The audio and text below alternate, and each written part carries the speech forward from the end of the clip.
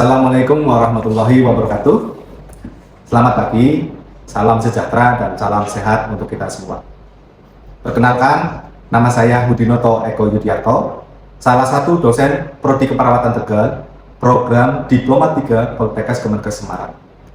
Sebagai seorang dosen, kita wajib melaksanakan Tridharma perguruan tinggi, yakni pendidikan dan pengajaran, penelitian, dan pengabdian kepada masyarakat. Pada video ini, saya akan melaksanakan pembelajaran pada mata kuliah keperawatan gawat darurat sebagai pernyataan diri dosen dalam unjuk kerja Tridharma perguruan tinggi dalam bidang pendidikan dan pengajaran.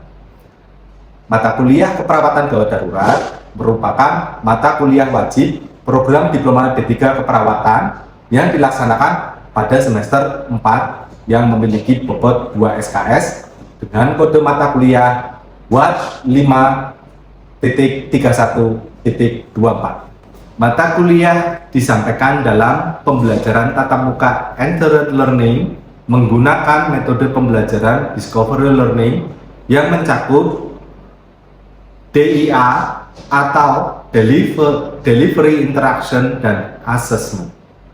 Mata kuliah ini memberikan pemahaman mendalam mengenai sifat dasar keperawatan gawat darurat dan mengidentifikasi peran perawat dalam memenuhi beragam kebutuhan pasien gawat darurat. Ini mencakup pengetahuan dan keterampilan yang diperlukan untuk memberikan asuhan keperawatan dasar hingga kompleks pada pasien dalam kondisi mendesak, darurat, dan kritis. Capaian pembelajaran lulusan yang dicapai mata kuliah ini adalah lulusan mampu melakukan yang pertama, menerapkan konsep prinsip dan teknik komunikasi terapeutik dalam pelaksanaan asuhan keperawatan secara komprehensif sesuai dengan kode etik keperawatan. Yang kedua, lulusan mampu melakukan pendidikan kesehatan dalam asuhan keperawatan individu, keluarga, dan kelompok sesuai kode etik dan standar profesi keperawatan yang berlaku. Yang ketiga, lulusan mampu melakukan tindakan keperawatan pada situasi gawat darurat dan atau bencana sesuai kode etik profesi keperawatan. Capaian pembelajaran mata kuliah ini adalah yang pertama, mampu memahami konsep keperawatan gawat darurat. Yang kedua, mampu memahami asuhan keperawatan gawat darurat dan prosedur tindakan kegawat daruratan. Yang ketiga, mendemonstrasikan dasar-dasar pertolongan pertama gawat darurat pada sistem tubuh dan trauma. Capaian pembelajaran mata kuliah dituangkan dalam 14 tatap muka yang ditambah dengan 1 tatap muka untuk kegiatan ujian tengah semester dan 1 tatap muka lagi digunakan untuk kegiatan ujian akhir semester. Referensi yang saya gunakan pada mata kuliah ini terdiri dari textbook, bahan ajar, dan video. Evaluasi formatif dilakukan untuk mengetahui kemajuan belajar, mereview hasil belajar, dan diskusi pada setiap pertemuan. Sedangkan evaluasi sumatif terdiri dari beberapa poin, yaitu UTS dengan persentase 20%, UAS dengan persentase 20%, tugas 10%, dan kegiatan praktek laboratorium 50%.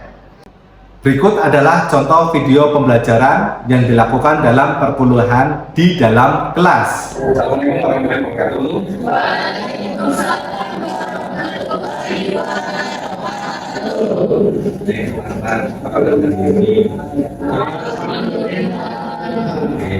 Sepertinya semangat, tapi saya mau kita mulai perkuliahan hari ini. Salah satu teman memimpin doa mungkin Pak Sumpah. Baik teman-teman, sebelum kita mulai perkuliahan pada bagian ini, kita berdoa untuk musik-musik doa dimulai.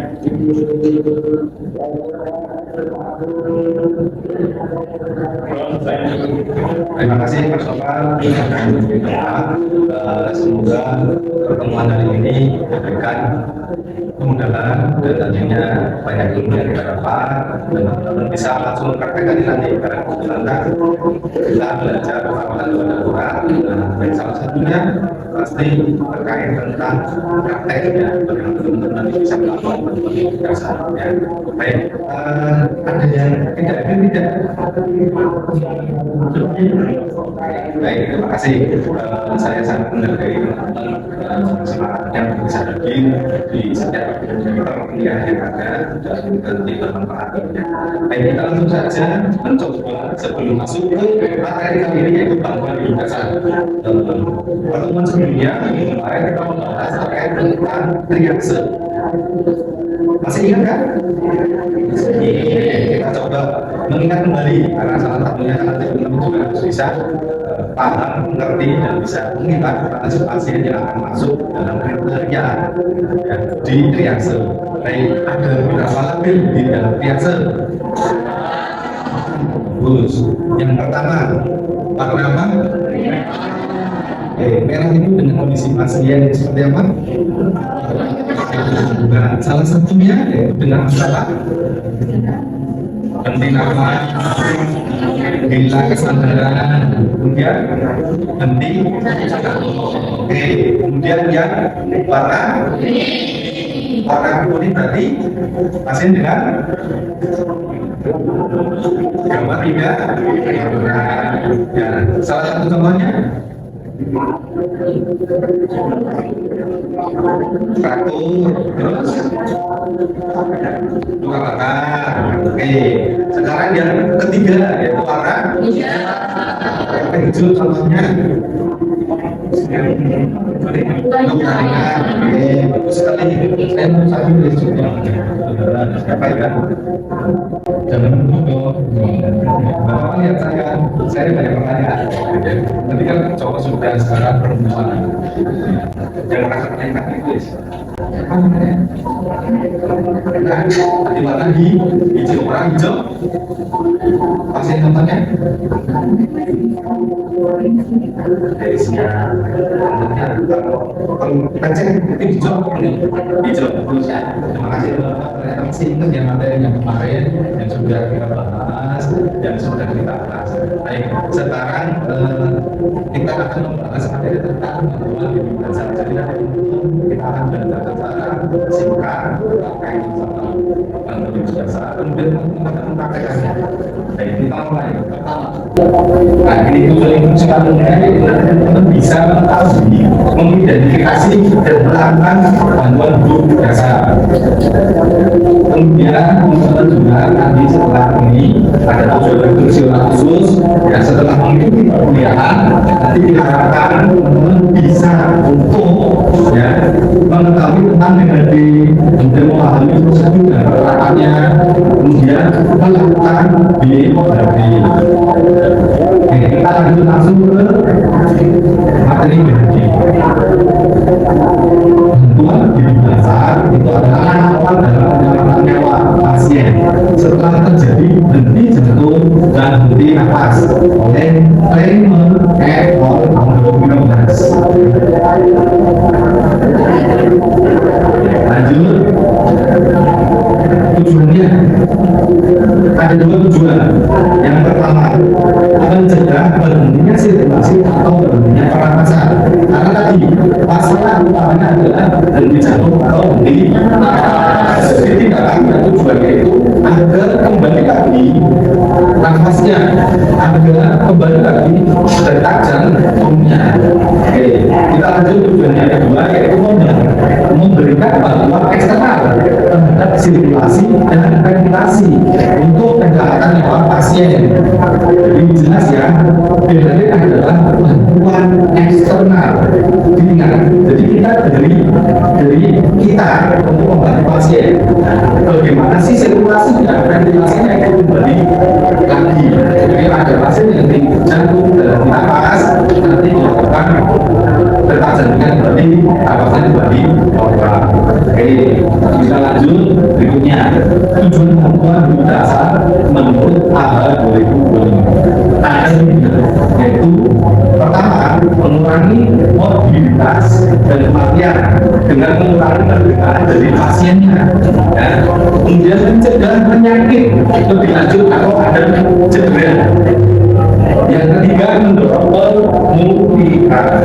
Jadi kondisi pasien awalnya memang tidak ada jantung, tidak ada nadi, atau tidak ada nafas, tujuannya dia kembali seperti semula. Setidak awal pertama adalah ada nadi dulu. Kalau sudah ada nadi, nanti kita akan fokus kepada pernafasannya. Oke, selanjutnya jika memang apa yang terjadi, ya, waktunya hanya ada 3-8 menit. Kalau otak dan jantung tidak ada oksigen yang masuk, maka pasien akan dianggap meninggal. Ada dua kematian, yang pertama adalah biologis dan klinis. Biologis itu adalah kerusakan sel otak atau ketimbangan. Kemudian ada kematian klinis yaitu henti nafas dan henti jantung. Nah, yang sering terjadi dan di situasi darurat adalah kematian klinis, yaitu henti nafas dan henti jantung. Jadi pasien ibaratnya tidak sadar dari oleh keluarga dan sebagainya. Nah, apa yang harus dilakukan? Tahu tidak hanya salah satunya nanti kita akan belajar bantuan hidup. Oke, ini langkah-langkahnya. Yang pertama, prinsipnya adalah dangerous respon, ya, komponen, kemudian ada cek nadi, pernapasan, kemudian bebaskan jalan nafas dan breathing, ya, listen dan dengarkan, ya. Oke, ada 5 utama, tapi ada peran buat dan tidak ada all ya, meminta bantuan. Oke, ada yang mau ditanyakan di sini? Oke, silakan Mbak, perkenalkan namanya siapa? Perkenalkan, saya Gevira Kanisa, izin bertanya. Kalau semisal ada pasien yang gawat darurat seperti itu, siapa yang boleh menolong? Baik, terima kasih Mbak Gevira atas pertanyaannya. Jadi yang boleh menolong itu adalah orang yang pertama kali melihat korban. Ya, saya waktu itu. Apa yang harus dilakukan? Jadi pertama adalah kita harus bisa tahu tentang tadi, ya, bisa danger, ya, menolong dan pasien aman. Kita harus tahu ciri-cirinya. Aman diri, aman lingkungan, dan aman pasien. Tapi apakah setiap orang tahu tentang ini? Dan ini tidak. Ya, apa yang bisa dilakukan kalau memang orang awam, maka paling tidak yang harus dia tahu adalah korban. Itu dulu. Ya, kan dia tidak tahu karena orang. Oke, mungkin itu saja. Selanjutnya saya akan tanya. Jadi teman-teman tadi kan ini saya belum menjelaskan dangerous, ya, itu adalah nanti di situ kalau ada orang tidak sosial sebagainya. Ini sebenarnya kita tidak tahu sama diri sama lingkungan pasien, ya. Setelah itu nanti baru cek respon tanpa bu, ya, sadar atau tidak. Kalau tidak ada respon bisa dengan dirasa nyeri. Setelah itu kalau memang sudah tidak ada rasa nyeri, sudah tidak ada respon, ya, makanya itu kalau sudah baru kita minta tolong atau menggunakan HP dan telepon nomor 119 atau nomor rumah sakit atau puskesmas, ya.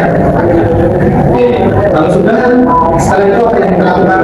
Cek sirkulasi, ya, yaitu mengetahui nadinya. Nanti pada nadi otis. Setelah itu setelah cek tadi kita cek air jalan nafasnya. Jalan nafasnya harus juga. Saya mau tanya, kalau seumpama tidak ada lebih, apa yang dilakukan? Apakah cek nafas atau lakukan teknik dasar? Lakukan AJP, resusitasi jantung paru dengan D. Resusitasi jantung karena tidak ada nadi. Jadi yang kita lakukan kalau sudah cek tadi tidak ada, maka kita langsung melakukan resusitasi jantung. Kalau tidak ada nadi, maka kita cek jalan. Ada kesempatan sebagainya nanti kita lakukan. Oke, lanjut setelah jalan atas maka ada breathing, maka ada 3 hal yang diperhatikan. Lihat pergerakan dirinya, kemudian dengarkan ada suara bergerak, kemudian jogging dan sebagainya, kemudian rasakan hembusan nafas. Oke ya, oke, paham yang terakhir kan? Kita lanjut berikutnya. Nih, kita lihat ada proteksi diri. Kalau di tempat dulu proteksi diri kan?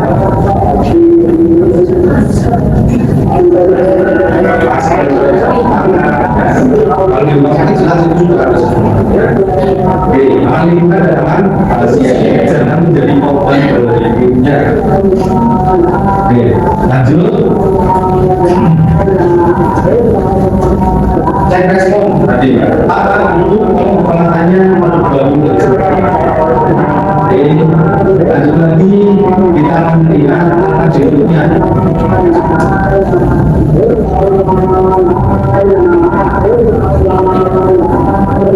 Agenda dua penanganan HP. Terus kita lihat berikutnya yaitu cek nadi dan nafas ya nanti harus batasnya seperti itu. Tidak boleh lebih dari itu. Ada lapis, ada tidak, kalau tidak maka langsung. Selanjutnya adalah melakukan AJP. Lihat posisinya. Tumit yang dekat dengan kepala akan berada di bahu benar-benar bahu pasien. Kemudian nanti kita akan tahu telapak tangan yang terkuat di tengah bagian bawah dari tulang. Kalian tahu apa? Yesus Simpo. Ini ya. Ini posisinya pastikan pasien berada di tempat yang pantai dan kuat. Ya. Posisi penonton terang tegak dan terkotak pada bahu. Nah ini kesempatan yang harus diperhatikan 100 sampai 120 kali per menit. Kedalamannya ada 5 cm. Ini untuk dewasa. Kemudian nanti ada untuk anak-anak. Oke, kita akan belajar untuk dewasa dulu. Nah, rasionya adalah perbandingan kompresi dan ventilasi yaitu 30 banding 2. Dan yang paling penting berikan kesempatan diberi dada untuk recoil ya, kembali lagi jangan terus ditekan. Oke, selanjutnya ini posisi penolong ya 90 derajat. Kemudian posisi telapak tangan pada setengah bawah sternum, bukan di bagian bawahnya ya. Kemudian di antara dua titik tusuk, jadi titik ya ini ya. Oke, kita lanjut. Perhatikan kompresi di quality ya, kualitas dari kompresinya harus tepat ya, paling tidak 10 ya, detik hasilnya ya. Perhatikan pertama pada dewasa itu 5 cm, anak-anak itu 5 cm seperti kedalaman dada, bayi 4 cm seperti kedalaman dada. Oke, baik, kita lanjut ya. Jalan nafas ada 2 langkah. Kalau tidak ada cedera leher maka gunakan D. Kalau ada cedera leher, ya, entah benturan wajah dan sebagainya, maka cedera leher itu kita harus curiga. Karena teknik yang digunakan adalah jalan. Oke, kita lanjut. Breathing. Breathing itu menggunakan BPL, yaitu satu penolong. Ya, dengan menggunakan C, plan, dan E, katakan di akar. Kemudian kalau dengan dua penolong, maka C double, ya, E. Yang diangkat bukan tapi panelnya yang diangkatnya.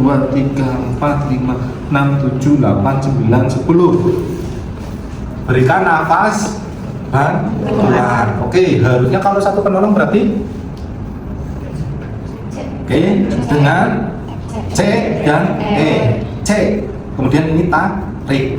Berikan nafas 2 kali. Oke, sudah, selanjutnya dilakukan kompresi lagi. Oke. Berapa kali? Siklus. Siklusnya 5 kali atau selama 2 menit ya. Kemudian sampai ada penolong lainnya datang. Oke, ada yang mau ditanyakan? Tidak ada. Baik, kita lanjut ya. Setelah 5 siklus, setelah kita cek lagi tadi, ternyata tadi ada nafas, ada, maka hentikan RCP. Kalau seumpama tadi kemudian nafas tidak ada, penolong lelah, lanjut atau berhenti? Maka berhenti. Ya, jangan sampai kita menjadi korban selanjutnya. Atau jika ada penolong lain, maka kita nanti digantikan oleh penolong lain. Oke ya, ini prinsipnya. Jadi setelah 5 siklus berikan nafas. Berarti 30 banding 2 nafas. Oke, baik, ada yang mau ditanyakan? Baik, sepertinya sudah pada paham semua, mengerti. Sekarang saya minta tolong satu orang untuk mendemonstrasikannya.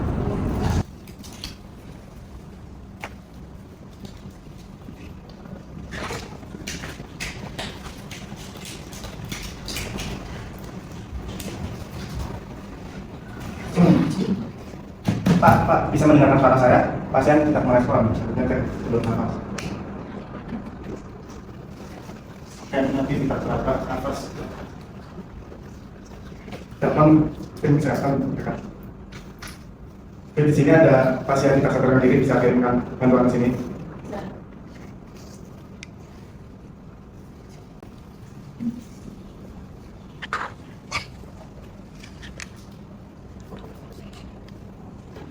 Dua, sembilan, 10, 1, 2, 3, 5, 7, 8, 9, 10, 1, 2. Oke, sudah 30. Kemudian Satu siklusnya itu 30 kompresi, 2 ventilasi. Kemudian ventilasi dengan teknik easy clamp.